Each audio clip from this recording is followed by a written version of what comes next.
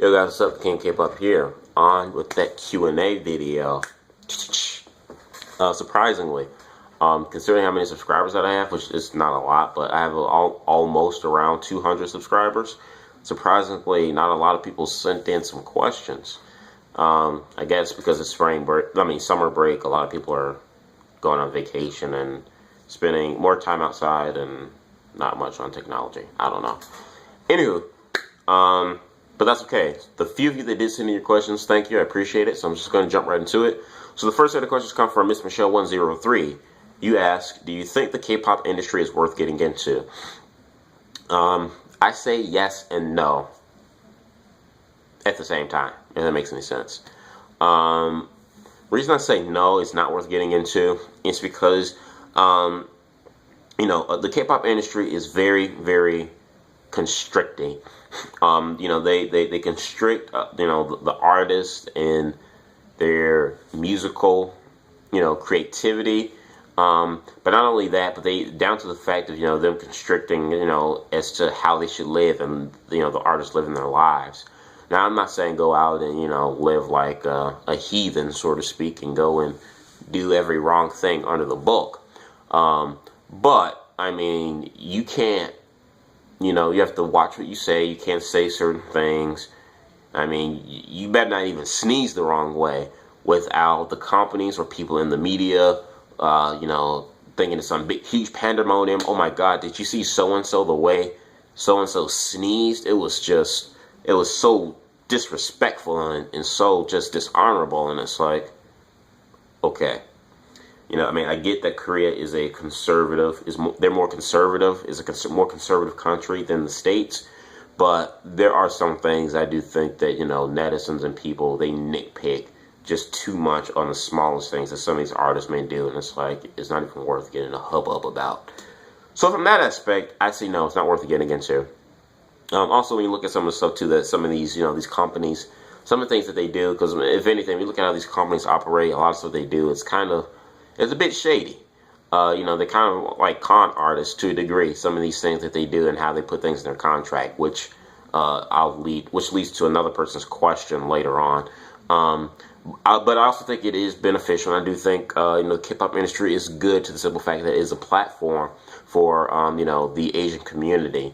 For people within the Asian community that want to be singers, actors, actresses, celebrities. So to speak, they have a higher risk and a greater chance doing that in K-pop than in with your stateside, and that's just honest. Here in the States, we don't have any mainstream singers, so to speak. You could probably throw Far East Movement in that category, but Far East Movement haven't really done anything big since like a G6. They still promote and sing, but they haven't really gotten the media's attention since like a G6. And even when it comes to the actors and actresses, you could probably name the top 5 Asian actors and actresses on one hand in the last 5 or 6 years. It's not that many, which is kind of weird when you think about it, because America is such a blending pot of so many different cultures and minorities and different people of color from all around the world. It is kind of odd that you would not see, the Asian community thrive and be as relevant and prone here stateside in terms of, Hollywood and celebrities as you would African Americans, the Latino community, etc. It's very weird. And then your second question is from Miss Michelle. Why do you think people want to get into the K-pop industry in the first place? Is it the money or fame, or is it their dream or is it just their dream that they're going after? I think it's a little bit of both. I think what goes on in K-pop is no different here stateside in terms of the celebrities and the celebrity lifestyle. It is very alluring. It is very enticing. You look here stateside, a lot of kids don't even go to college. The percentage of people that go to college has dropped tremendously. Only 27% of your average young adult, male or female, will go to college, will have a 4-year college degree when they get out of college. A lot of kids, because it's just, they look at that kids today, they look at that lifestyle, they look at the people that are, say, oh my gosh, I want my name to be called. It is a trip off of, wanting to be famous. It is the money and the fame, because a lot of people don't want to put in the work and effort to, be successful. A lot of people like to be praised by other people and exalting themselves up, and the lifestyle looks very alluring. And then, that's what it looked alluring to me, when I was 15, 16 years old. I don't think anybody can ever say that they've gone throughout their years and not look at the life of a celebrity, not think that that's not alluring. I want to be a part of that. I want to have a piece of that pie. So I think a big chunk of why people want to get into the K-pop industry, excuse me, is because they want that lifestyle, that fame, that glitz and that glam. They think it's all unicorns and rainbows, even though it's not. Even though they know they have to go through a training regimen before they get there. And also, their success is not even guaranteed. It's not a guarantee that, okay, yeah, once you get these 3 or 4 years of training, you're going to be the next big thing since sliced bread. That's not a guarantee, because there are like 100 groups that debut within a year, and probably about maybe 5 out of that 100 would stand out and will go on to be relevant. But that's the chance they take, and that's the chance that they have. Even in them signing these contracts and them knowing that how these companies are shady and stuff. To a degree, some of these kids know what they're getting into, but again, it's all for the greater sacrifice of getting what they want, that limelight. On the other side, there are a few that I do think that want to get into the K-pop industry because they do, want to be artists and get into music. It goes back to me answering the first question of, I think how I think K-pop is a good platform, because there are some Asian people that I know, that want to be musicians, singers. They want to be big. They might not make it as big here in stateside. So hey, let me go to my motherland, my the country of my kinsmen, and break it out there. It'll be much faster and better. And there have been quite a few people who've done that. John Park, Ailey, Gina, Jay Park. So the list goes on for, a lot of Asian Americans, even though Gina's from Canada, but still, that, crossed over into Korea, and they just break out of the industry more, and they do it for the music, because they love the music. So you do get a few people who do it just because they follow their dream, and they want to get it, they want to be in it for the music. But that spectrum is outnumbered by the young teens and kids that grew up that want to be in it just for the money and the fame and fortune. Next question comes from Sprazzy30. You ask, how does the earning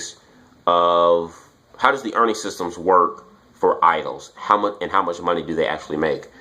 How does the earning system work for idols? Well, basically, it kind of starts like this. This goes back to what I said earlier in the video of how, in a way, to a degree, these companies are kind of like scam artists, really, or loan sharks, so to speak. They say, okay, here's a contract. You sign it. You want to be famous. We want to make you a star. Great. Here's a contract. You sign it. However, out of the 3 to 4 years of your training, we're going to be paying for your training. That includes your dancing, your vocal lessons. If you're a foreigner, you need to learn Korean. That's something. And God forbid if they have to pay for your room and board. Okay, we're paying for all these things. But guess what? Once you debut, the money that you do make is not going into your pocket. You're paying us back, because we just invested in your room and board, your language teacher to learn Korean, your dancing teacher, your singing teacher, all this other stuff. And some of them too even pay for these kids to, go to school and go through high school. Some of them. So when you look at all of those things, it's like, hey, you're not going to get paid right away. You're going to be broke. That's why you see a lot of K-pop artists, when they come out, like within their first 2 years, it's like, hey, they're kind of broke. You really don't see them getting all these fancy clothes and start buying cars until like they're like 26 or 27. That's because they didn't pay all their debt for the last 3 or 4 years off to these giant companies. So that's one thing. How they get paid, if it's a group, for the most part, the salaries get split individually as a group. But if you go on and you do, say, if one member goes and does acting, or another member does acting and or like advertisements just like by themselves, that's solely their money. They don't have to share that with anybody. How much do they actually make? I don't know. It depends on how well the show that they're acting on does, how well the advertisement goes on. I don't know too much about Korean dollars, like the currency too much of I know enough of it, but not too much of Korean currency. But so that's how they get paid. They also get paid to go on variety shows. Now with that, I do remember years ago, I did read an article about 5 years ago that did say that, some of these talk shows and stuff that pay idols to be on the show, they pay them about $1,500 or a little bit more in Korean money. And that's just for, members from groups. Imagine how much they're paying people like Rain or Lee Hyori to be on the show. They got to be, their money that they're paying has got to be triple at least. But for some of the, the smaller groups and stuff, the younger kids, the younger generation, they pay them like $1,500. That's why so many, K-pop artists and rookies in particular, why they always want to get on variety shows, because it's a form of pay for them. It's a form of income.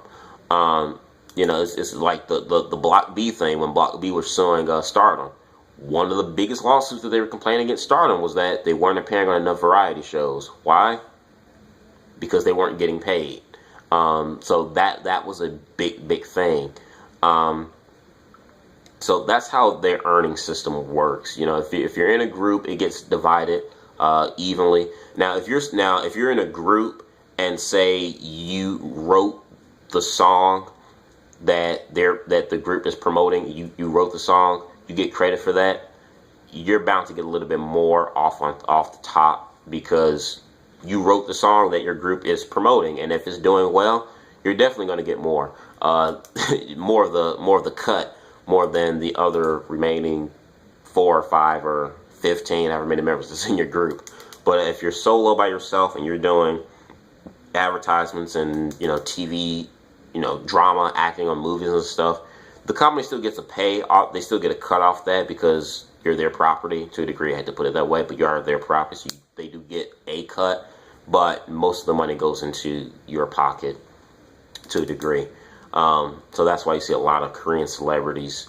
They save a lot. They always save their money. So yeah. And then the last set of questions come from the Mr. K-pop fan, my boy Taewon himself. What's up, brother? Need to catch up with you since now you're on summer break. The first question, Mr. K-pop fan asks me, who do you like to see make a K-pop or comeback on making K-pop videos on YouTube? You, obviously, duh. Because I don't really watch that many. I don't really follow other people on K-pop videos, like reaction videos and unboxings. I really don't. The only 2 people I follow are the Mr. K-pop fan and Stir Fry K-pop. Those are the only 2 people. Everyone else, I don't really follow anybody else. And then the last question you have for me is, if you can go on a 2-week vacation with any female idol of your choice, who would it be? P.S. Besides Tiffany, Hoysong, Bora, or Suzy. I wonder why would you mention Suzy? Tiffany, I don't know what to say anymore about that, man. Tiffany's just, yeah. I have conflicting feelings about that. But to answer your question, the 2 female celebrity idols I will take with me on a 2-week vacation. First, it would be Ailey, hands down. Ailey is one. And the next would be Park Shin-hye. Well, no. Park Shin-hye is an actress. She's not a K-pop idol. Let me think of another one. Okay, so first is Ailey. The second one, I would have to say, would be Sujin of Girls' Day. And number 3, I know you didn't ask for 3, you said 2, but I'm just going to put a third one in there anyway. Yuri of Sunishide. So if I were to go on a 2-week vacation with my 2 top favorite K-pop idols, it would be Ailey and Sujin of Girls' Day. And then I have Yuri from Sunishide tag along as well. So yeah, that's it for my Q&A. Hope you guys enjoyed it. Hope this video is not too long. Thank you for sending in your questions, and hope I answered them to the best of my ability. Comment, subscribe, peace.